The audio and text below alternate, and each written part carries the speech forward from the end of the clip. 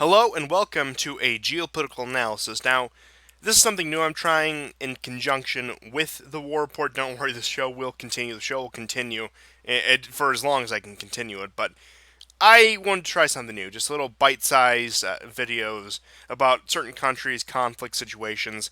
And this is something we have discussed on the show in depth. Of course, I'm alone today on this video. But I wanted to get into Poland and situation and just to give a brief overview of the country and its current geopolitical situation, in my opinion on it. So, this is your first time here, welcome. If you enjoyed, stick around. I do plenty of this kind of content. But without further ado, let's get right into it. So, just some brief information on the nation. So, Poland is a nation of 38.4 million people in Eastern Europe. Now, it's predominantly Roman Catholic and one of the most conservative nations on the continent, and of course, one of the most conservative nations in the EU and NATO, which is both a member of. Pivotal member of NATO, one of the few countries that actually meets the spending requirements. Now, as of 2018, they had a GDP of $585.78 billion USD. Now, according to Global Firepower, so take with a grain of salt, they fielded the 24th most powerful military out of the 137 analyzed. Now, the name Poland comes, of course, from Polska, is how I believe they say it in the native tongue, and it means a land of fields. Polye,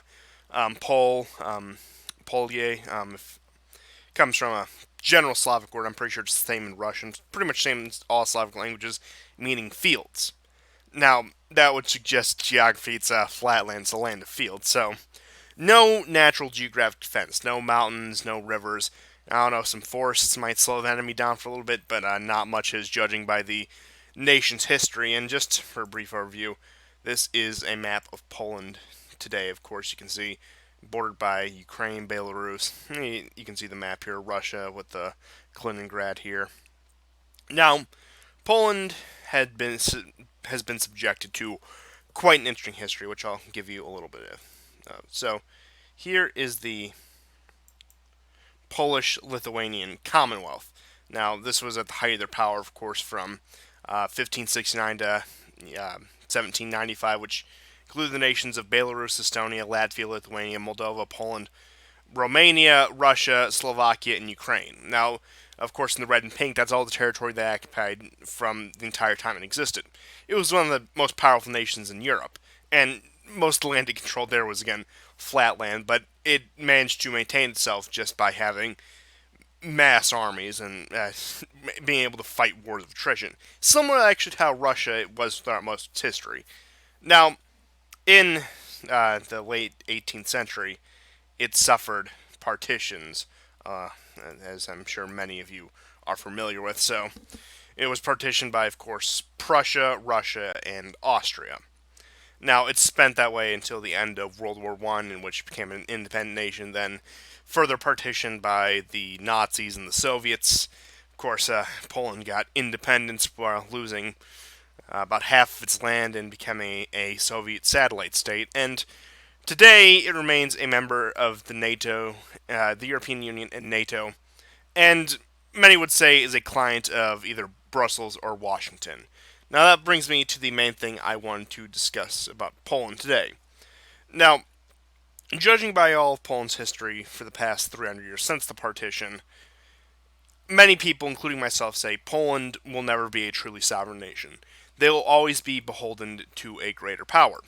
And whether that be Moscow, as was the case under the Soviet Union and them being a communist satellite state, whether it be Berlin throughout the years of the German Empire and Nazi Germany, whether it be Brussels in the European Union and NATO, or whether it be Washington, as you can see with Trump's administration increasing relations with Poland and other Eastern European nations, similar to Hungary.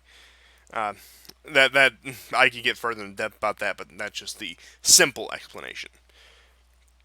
So it begs the question: is will Poland ever be a sovereign nation? I say most likely not. It'll likely be a client of whoever is the dominant power in the region or in the world, as is the case with the United States. And the interesting thing about its relationship with the United States, of course, a nation that prides itself on liberty and democracy and promotion of freedom and human rights, it clashes with some of the, of course, conservative Polish values. Now, as you can see, the U.S. embassy in Warsaw has been very supportive of things such as LGBT rights. It has been supported of many socially liberal movements in the country. Same with the UK Foreign Ministry. So, it's sort of a Anglo-American influence in the country of Poland, where it may come to a head where I mean, Poland benefits greatly from American protection, American anti-missile system. They're even talking about opening a permanent military installation there, moving the American base of operations in Europe from Germany to Poland, which I am opposed to, just on a personal note. But I do have to say, Poland will have to make a choice eventually. Do they want to side with a more conservative, and many people would point to the Russians, which you could say they are, or a more liberal bloc in Brussels or Washington?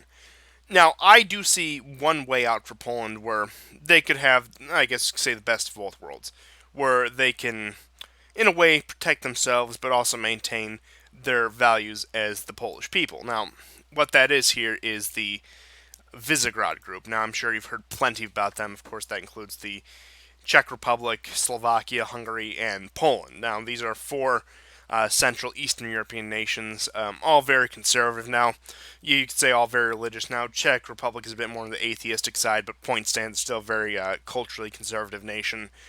And one could say if they can create an independence amongst each other, independent from Brussels, whether that be through the European Union or NATO, Moscow and Washington, they may be able to create a small bloc of these nations where they can maintain their values without outside influence from the Russians, which, of course, they have their very long and very messy history with the Germans, who, again, are the dominant country in the EU, who they also have their very long and very messy history with, or a world power a continent away in governed from Washington, D.C. So, I don't think it's an overnight solution. Of course not. Nothing in geopolitics is. But it may be the way forward. Now, of course, this harkens back, at least in a smaller form, to intermarium, post-war proposal. But that's a video topic for a different day. But I don't know. What do you guys think? Do you think Poland? Do you think the way forward for them to avoid both rule from Washington, Moscow, or Berlin, or Brussels, for that matter, or even Beijing at this point? A lot of B's, you notice. But do you think the V4, the Visegrad Group, could present a way forward, especially partner with other European countries such as Austria or Italy as the tides change? Or do you think Poland is doomed to be the client state of who are the dominant power in the region of the world is? Let me know what you guys think. Let me know if you like this new format of video. And if you have anything else you want me to address, any other countries, any other situations around the globe, drop it by. I'll try to either include that in the show or make a separate video on that. But beyond that, see you guys next time, and goodbye.